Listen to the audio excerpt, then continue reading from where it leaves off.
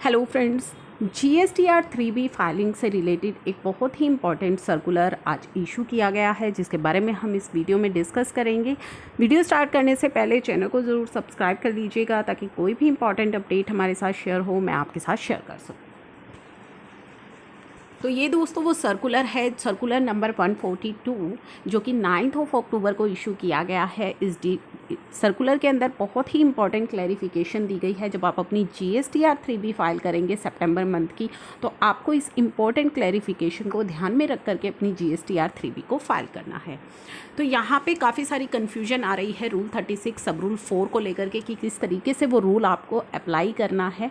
वो सभी important clarifications इस सर्कुलर के अंदर दी गई हैं। तो इस सर्कुलर के पहले पैराग्राफ में यही बताया गया है कि सर्कुलर आया था 123/42, जिसमें काफ़ी सारे जो इश्यूज़ थे related to sub rule 4 of rule 36 related to availment of ITC in respect of invoice and debit note, the details of which have not been uploaded by the supplier under subsection 1 of section 37 work clear.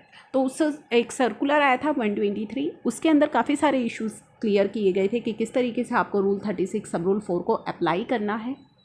Rule 36 सब rule 4 कहता है कि जो invoices आपके supplier ने अपनी GSTR 1 में डाल दिए हैं और जो आपकी 2A में रिफ्लेक्ट हो रहे हैं, आप उनका 100% ITC क्लेम कर लीजिए।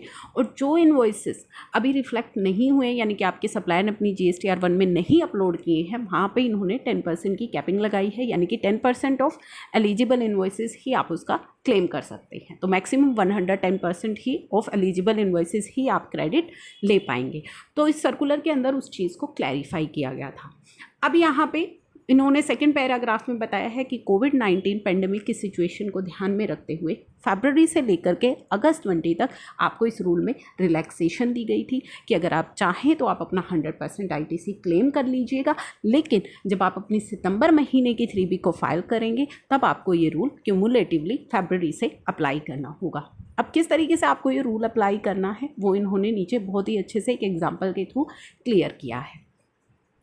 तो ये नोटिफिकेशन नंबर 30/2020 के थ्रू आपको ये रिलैक्सेशन दी गई थी। इसके थर्ड पैराग्राफ में बताया गया है कि क्लैरिफिकेशन जो दी गई थी issued by circular number 123 shall still remain applicable except for the cumulative application as prescribe to in proviso to the sub rule 4 of rule 36। जो क्लैरिफिकेशन आपको दी गई थी सर्कुलर नंबर 123 में, वो आपकी एज इट इज़ एप्लीकेबल रहेगी, accept जो आपको ये क्यूमुलेटिवली जो अप्लाई करना है इसकी क्लैरिफिकेशन यहाँ पे आपको अलग से दी जाएगी। All the tax payers are advised to ascertain the details of invoices uploaded by their supplier under subsection 1 of section 37, यानी कि जो GSTR 1 में आपके सप्लायर ने इन्वॉइसेस अपलोड किए हैं फरवरी से लेकर के अगस्त के, till the due date of furnishing of statement in form GSTR 1 for the month of September as reflected in GSTR 2A। तो GSTR जो 1 है आपकी ड्यू डेट है जो सितंबर 20 के लिए, वहाँ तक के आपको अपने इन्वॉइसेस कंसिडर यहाँ पे करने हैं। Taxpayer shall reconcile the ITC availed in their Form 3B for the period February to August 20 with the details of invoices uploaded by their supplier of the said month till the due date of furnishing Form GSTR for the month of September। तो सितंबर महीने की GSTR 1 की due date तक जितने upload हो गए हैं वो आपको सभी कंसीडर करने हैं इस रूल को अप्लाई करने में, जो आपका क्यूमुलेटिवली अप्लाई होगा। The cumulative amount of ITC availed for the sad month in 3B should not exceed 110% of the cumulative value of eligible ITC in respect of which, जिनकी डिटेल्स आपकी supplier ने upload कर दी है। कब तक की upload इसमें की है? Due date of furnishing of statement in GSTR 1 for the month of September 20। तो यहाँ पे अब इन्होंने जो भी आपकी सितंबर 20 की ड्यू डेट है GSTR 1 की, तब तक जो इन्वॉइसेस अपलोड हो जाएंगे वो आपको यहाँ पे कंसिडर करने हैं।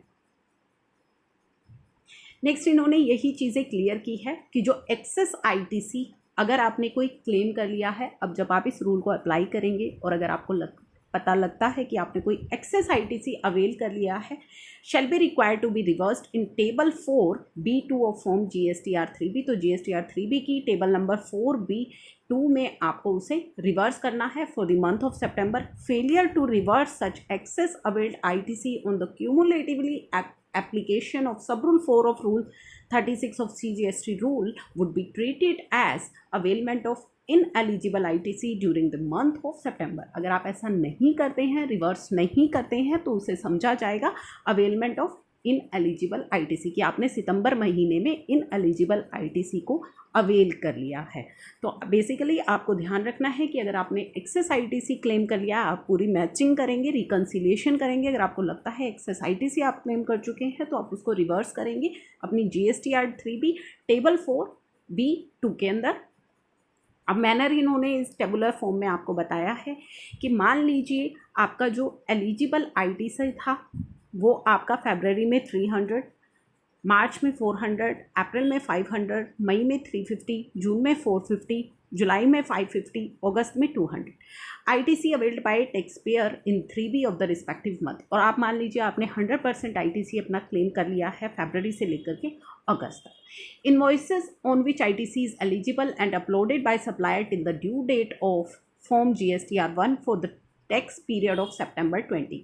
तो September 20 due date of GSTR 1 तक आपके जो इन्वॉइस अपलोड हुए हैं वो कुछ इस प्रकार से हुए हैं। फरवरी के 270 ITC आपका जो अपलोड हुआ है, मार्च का 380, अप्रैल का 450। तो इस तरीके से मान लीजिए इस एग्जांपल में आप देख पा रहे हैं कि अगर आपका ये ITC अपलोड किया गया है till the due date of GSTR 1 for the tax period of September, जून का 400, जुलाई का 480, अगस्त का 150, यानी कि टोटल आपका अपलोड हुआ है 2450 और आप अवेल कर चुके हैं 2750, यानी कि आप 100% कर चुके हैं। लेकिन जब अब आप रिकन्सिलिएशन करने बैठे फरवरी से लेकर के अगस्त तक की, तो आपने देखा कि आपका ITC कितना अपलोड हुआ है वो आपको देखना है।